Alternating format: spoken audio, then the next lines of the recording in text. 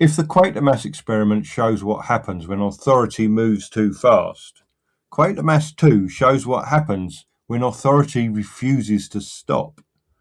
The first serial is driven by ignorance and momentum. The system does not know what it is dealing with and acts before understanding. In the second, that excuse is gone. Evidence exists. Warnings are given. Patterns are visible. And still, nothing happens. This is where Nigel Kneale sharpens his critique. The failure here is no longer accidental. It is structural, defensive, and deliberate. Quatermass II is about institutions that recognise a threat and choose to protect themselves rather than confront it. From the outset, the tone is different. There is no sense of pioneering optimism, no reckless confidence in progress. Instead, the world of Quatermass II feels sealed, monitored, and strangely quiet. Something is already wrong, and the system is working hard to prevent that fact from becoming visible. Quatermass himself is no longer racing to understand a disaster after the fact. He is trying to convince authority that a disaster is unfolding in plain sight. And authority does not want to hear it. The key shift Kneale makes is this: the threat is no longer external, it is embedded. Institutions that should investigate are compromised. Departments that should intervene are obstructed. Jurisdiction becomes a weapon, used to block scrutiny rather than enable action. And this is not a conspiracy in the melodramatic sense. It is a system defending its own continuity. The genius of Quatermass II lies in how mundane that defence appears. Nobody announces their allegiance to the threat. Nobody gives speeches about power or control. Instead, officials cite procedure. Access is denied. Reports are delayed. Responsibility is endlessly redirected. The effect is paralysis, but a very specific kind. This is not hesitation born of uncertainty. It is hesitation born of fear of destabilizing the institution itself. Kneale understands something crucial here. Large systems do not collapse easily. They resist disruption instinctively. They close ranks. They protect their boundaries. In Quatermass II, that instinct becomes fatal. The serial repeatedly stages moments where decisive actions could still make a difference and shows those moments slipping away. Not because no one is brave enough, but because bravery has no recognised place in the structure. Authority has no mechanism for admitting it is wrong. And this is why the drama feels colder than the first serial. The emotional temperature drops because the threat is no longer chaotic, it is organised. Where the Quatermass experiment is about a system overwhelmed by its own ambition, Quatermass II is about a system that has already learned how to defend itself. And that defence is the danger. Quatermass's role shifts accordingly. He is no longer simply an expert fighting time. He is an irritant, a man who refuses to respect boundaries that exist solely to preserve appearances. His impatience is no longer just temperament. It is moral urgency colliding with administrative inertia. This collision is where Kneale's television drama becomes truly modern.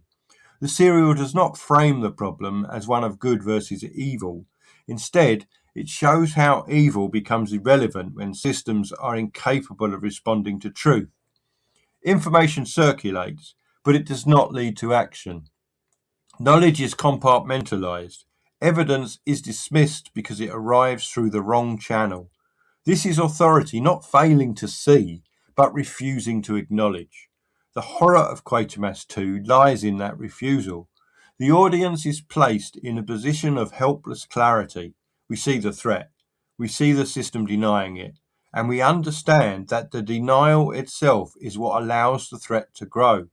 That structure produces a particular kind of dread, one that has nothing to do with monsters or spectacle. It is the dread of recognizing how modern power actually works. Kneale's use of science fiction here is even more precise than before. The speculative elements create a pressure cooker in which institutional behaviour can be examined without allegory becoming obvious. The story does not say, this represents government or this represents industry. It simply shows how authority behaves when survival of the system becomes the priority. What is especially striking is how little faith the serial has in reform. There is no sense that a better committee, a clearer report, or a stronger chain of command would solve the problem. The flaw is not in execution, it is in design. Systems built to maintain stability are inherently resistant to admitting instability. By the time they are forced to act, it is already too late. This is the bleak conclusion Quatermass II reaches, and it does so without rhetoric. There are no speeches condemning power, no moral summations. The critique emerges from behaviour. Doors remain closed. Calls go unanswered. Warnings are logged and ignored. The system behaves exactly as it was designed to behave. That is Kneale's most unsettling claim. Where the first serial invents television drama by showing institutions overwhelmed by their own haste, the second refines that invention by showing institutions actively obstructing reality. Together, they form a devastating progression. The implication is clear. Learning from disaster does not automatically make systems wiser. It often makes them more defensive. And this is why Quatermass II feels so contemporary. The language of procedure, jurisdiction, and denial is instantly recognizable. The logic of containment over confrontation has only become more entrenched. Kneale is not interested in heroes saving the day. He is interested in showing why heroism is structurally unwelcome. Quatermass does not triumph because he is right. He prevails only because the system's resistance eventually becomes unsustainable. And even then, the victory is incomplete. The damage done by denial cannot be fully undone. The trust is eroded. Authority is exposed as fragile, reactive, and self-serving. The serial ends not with reassurance, but with the sense that something fundamental has been revealed and will likely be forgotten. That, too, is part of Kneale's argument. Institutions survive crises not by changing, but by absorbing them. The lesson is noted, filed, and neutralized. This is why Quatermass II is not simply a sequel. It is an escalation in thought. It moves from accident to defense, from ignorance to denial. It shows that the real danger is not the unknown, but the system's refusal to acknowledge what it knows. In doing so, it cements Nigel Kneale's central contribution to television drama. The idea that modern catastrophe is administrative before it is spectacular. Disaster does not arrive because no one saw it coming. It arrives because the system decided it was inconvenient. That insight, articulated in 1955, remains disturbingly durable. And it is why Quatermass II belongs where it does in the sequence, as the moment when television drama stops asking whether authority can fail and starts showing how it protects itself when it does.